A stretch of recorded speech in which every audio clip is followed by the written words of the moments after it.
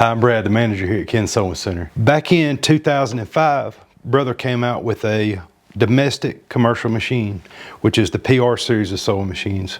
We went to training on these machines, learned how to operate them, learned how to work on them. And over the years, we've seen some things that customers run into commonly and things that we can help you fix. So we're gonna make a series of videos to show you different things that we can adjust and fix on these sewing machines. So if you give us a call, you got an issue, we can direct you to a video to help you solve your problem. We hope this helps you, and please check us out. Thank you.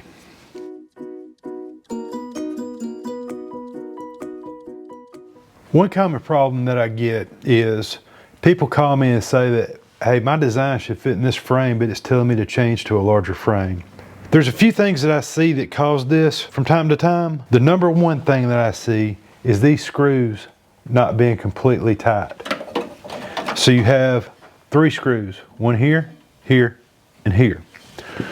When we change our frame and we change the size of our frame, we slide this in and out, we have a sensor that reads how wide this is apart. And that coincides with the different frames.